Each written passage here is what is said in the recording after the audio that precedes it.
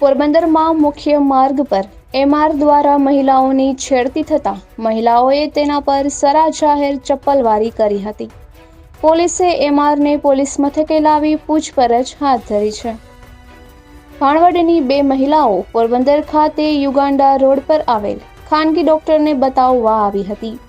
ત્યારબાદ તેઓએ રૂપાળીબા બાગ સામેના ભાગે જાહેર માર્ગ પર એક એમઆરની ધોલાઈ કરી હતી। બંને મહિલાઓએ સરા જાહેર ચપ્પલવારી કરતા લોકોના ટોળા એકત્ર થઈ ગયા હતા અને લોકોએ આ ધોલાઈના વિડીયો ઉતારી સોશિયલ મીડિયામાં વાયરલ કર્યા હતા। બંને મહિલાઓએ એવું જણાવ્યું હતું કે તેઓ ખાનગી હોસ્પિટલે દવા લેવા ગયા ત્યારે આ એમઆર ત્યાં હતો અને બંને મહિલાઓની છેડતી કરવાનો પ્રયાસ કર્યો હતો। આથી મહિલાઓએ દાદ ન દેતા અને ચાલવા લાગતા આ શખ્સ તેનો પીછો કરી વિઝિટિંગ કાર્ડ આપવા લાગ્યો હતો। આથી મહિલાઓને ગુસ્સો આવતા તેઓએ આ શખ્સ સાથે બોલાચાલી કરતા તે શખ્સ નાસવા લાગ્યો હતો।